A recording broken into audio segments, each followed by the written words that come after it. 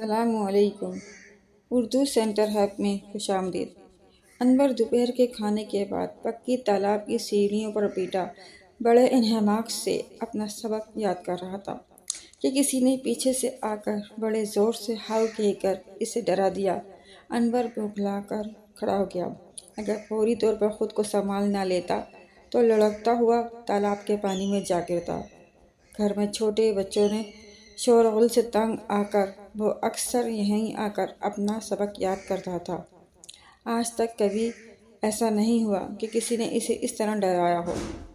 انور نے ڈرتے ڈرتے گردن گھما کر دیکھا تو پشت پر اس کا بہترین دوست اور کلاس فیلو صفدر کھڑا مسکرا رہا تھا۔ دونوں بڑی گہری اور پکی دوستی تھی۔ لڑنا جھگڑنا تو دور کی بات، ان میں کبھی معمولی اختلاف تک نہیں ہوتا۔ گاؤں بھر میں ان کی دوستی کی مثال تھی اور لوگ انہیں ایک جان دو قالب کہتے تھے۔ او ہو، تو یہ تم ہو صفدر؟ میں تو سچ مچ ڈر ہی گیا تھا۔ آؤ بیٹو، کہاں سے آ رہے ہو؟ انور نے اسے دیکھ کر اطمینان کی سانس لیتے ہوئے پوچھا۔ میں پورے گاؤں میں تمہیں ڈھونڈتا پھر رہا تھا، لیکن کچھ پتہ ہی نہیں چل رہا تھا کہ کہاں چھپے بیٹھے ہو۔ پھر اچانک خیال آیا کہ کہیں تم اپنا سبق یاد کرنے پکی تالاب کی طرف تو نہیں آ گئے؟ بس میں ادھر آ گیا۔ امرود کھاؤ گے؟ انور نے سوالیہ نگاہوں سے صفدر کو دیکھا۔ لو کھا لو۔ تم بھی کیا یاد کرو گے کس رئیس دوست سے پالا پڑا تھا؟ اتنا کہہ کر صفدر نے قمیض کی تینوں جیبوں سے درجن بھر چھوٹے بڑے امرود نکال کر انور کے سامنے ڈھیر کر دیے۔ پکے ہوئے امرود کی تیز خوشبو پھیل گئی۔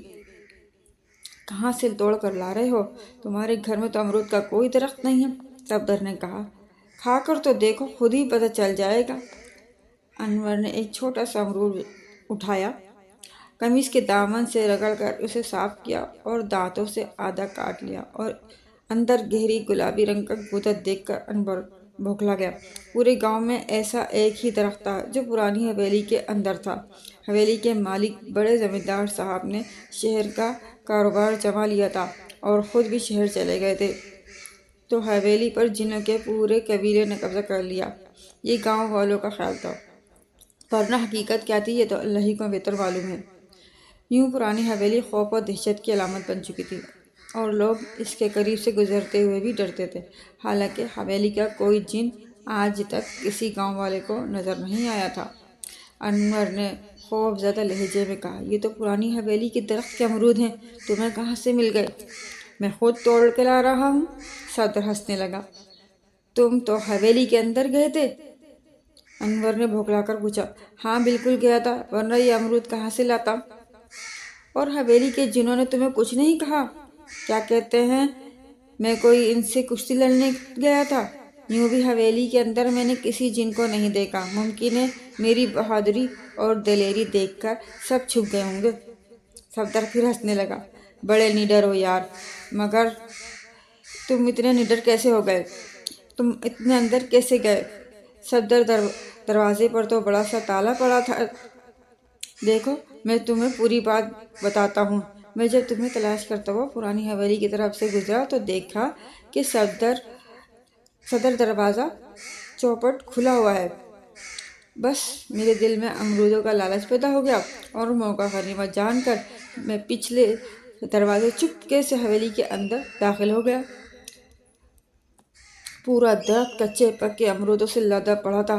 پہلے تو دل بھر کر خود کھایا، پھر کچھ تمہارے لیے لیتا آیا ہوں۔ صدر دروازہ کس نے کھولا؟ کیسے کھولا؟ کون اندر گیا تھا؟ مجھے کچھ نہیں معلوم۔ اندر گاؤں کا کوئی آدمی مجھے نظر نہیں آیا۔ صفدر تم اتنے بہادر کب سے ہو گئے؟ میں جانتا ہوں کہ رات کے وقت تو تم اپنے ہی گھر کے کسی اندھیرے کمرے میں جانے سے ڈرتے ہو۔ اب میں وہ ڈرپوک صفدر نہیں رہا۔ صفدر ہنسنے لگا۔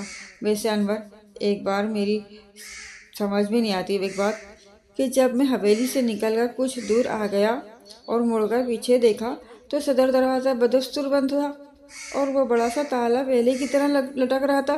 یہ کیسے ممکن ہے؟ انور نے بے اعتباری سے کہا۔ کہیں تم مجھے بیوقوف تو نہیں بنا رہے؟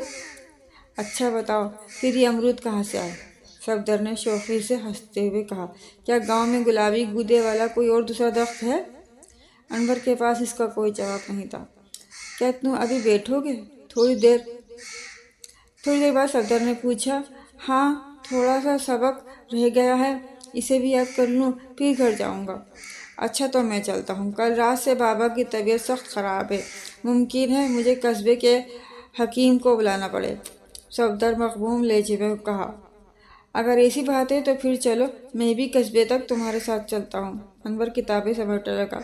नहीं, तुम अपना सबक याद करो, मैं घर जाकर देखता हूँ, मुमकिन है बाबा ने बड़े भाई को कस्बे से दूर वापसी में रात हो जाएगी। रात का खाना खाकर अनवर ने मेज की दराज से अपनी छोटी सी टॉर्च निकाली और उसे जलाता बुझाता अपने दोस्त के घर पहुंच गया। दरवाज़ा सफदर की अम्मी ने खोला और उसे पहचान कर बोली, कौन? अनवर मियाँ, खैर तो है बेटे, इतनी रात गए आए हो, आओ अंदर आ जाओ। सफदर कहाँ है? अनवर ने बेताबी से पूछा। क्या अकेले कस्बे चला गया? वो कस्बे क्यों जाएगा, अलबत्ता वो सुबह की गाड़ी से अपने बाबा के साथ शहर जा चुका है और 3-4 दिन के बाद वापसी आएगा। इसके बाबा के बचपन का कोई दोस्त 10 साल बाद बैरून मुल्क से लौटे हैं, वो इनसे मिलने गए हैं।